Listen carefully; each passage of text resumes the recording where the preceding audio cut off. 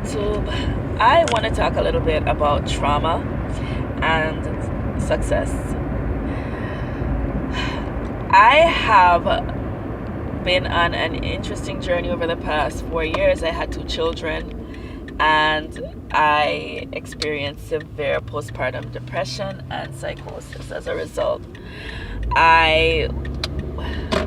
I've been on medication, I did therapy, and I've come to the point where I am now off medication and still managing to function in my life. And yet I am feeling as if it might be useful for me to return to the medication because I still am having issues with some impulse control, and so I'm feeling a lot of rage and having trouble managing that so that I'm not yelling at the kids or flying off the handle at people. And it's not the rage that I was experiencing 2 years ago where I was screaming and just out of my mind. And yet, it's still not the example I want to set for how to manage difficult emotions. So, I came to the realization just now, and I want to share it so that I don't forget it. I wanted to record it, and this was the easiest way because I'm a journaler. But the realization is that there are some aspects of the kind of trauma I experienced as a child that limit my capacity to model these behaviors while in a pressure-filled situation. I believe that if I have the help of the medication to modulate my feelings, I can build the skills so that when I am in those situations in the future, I know how to do it.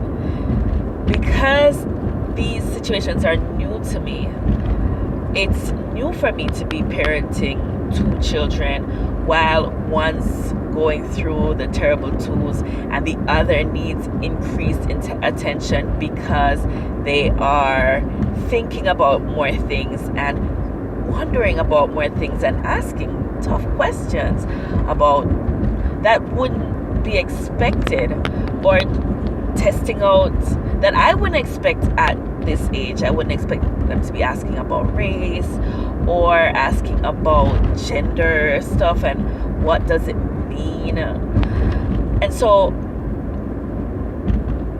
it's hard to maintain my patience with trying to meet both of those needs.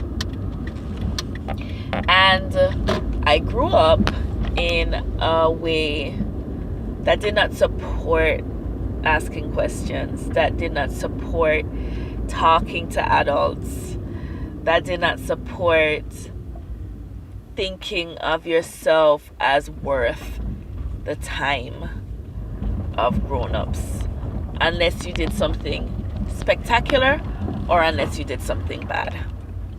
And so I find myself defaulting to that sometimes. And where I am in my career, I really need to focus on my work. But these kids need me, and I made the choice to have them. I didn't have to have them.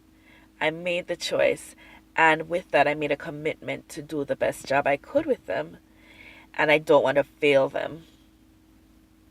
So,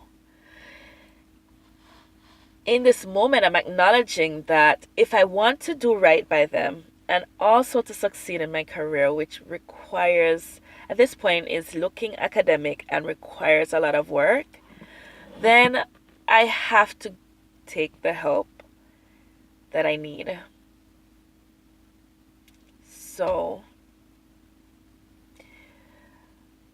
I'm going to go back to taking medication. And there are a couple of things that I have to come to terms with about that. One, I'm not failing, because it felt really great to wean myself off of my meds, to still manage my life, to still be a good parent. But as opportunities come into me, as I am being challenged to become the person I want to be,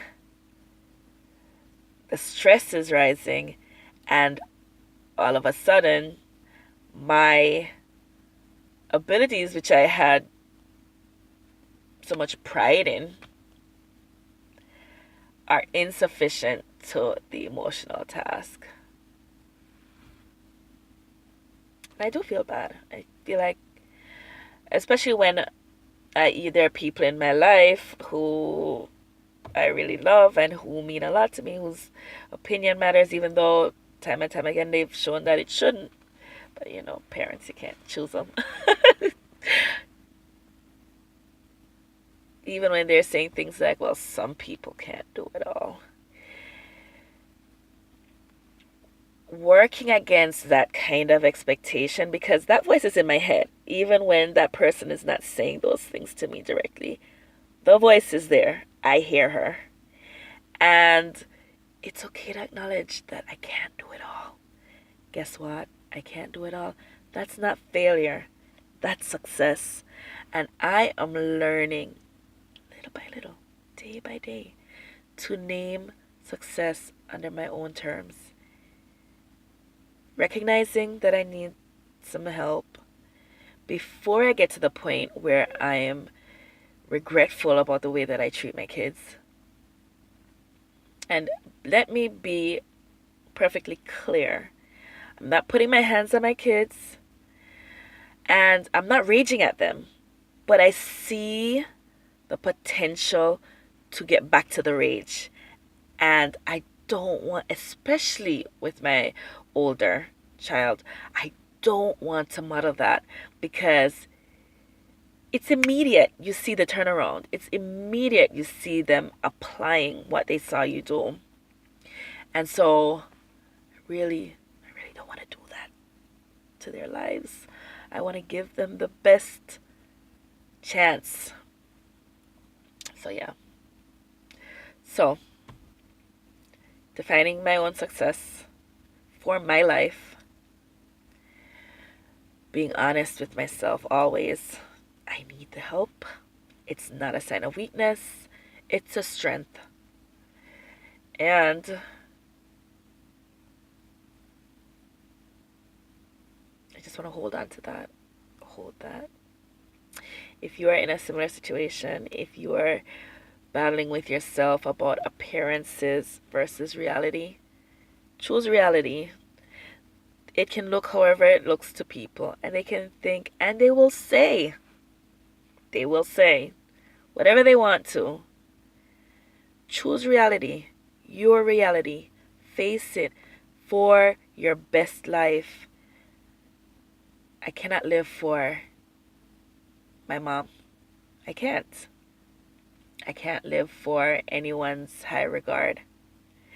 I live for my own health and well-being, because then I can provide for the health and well-being of my family, my friends, the community I care about, the world, the planet. And if I am fighting an internal battle to be and appear to be what I'm not, how can I serve? How can I serve in this world? So that's my experience today, my moment, my aha. And I thought I would share it. If you have something similar that you'd like to share, I'd love to hear it. It's great to know that we're not alone in the world.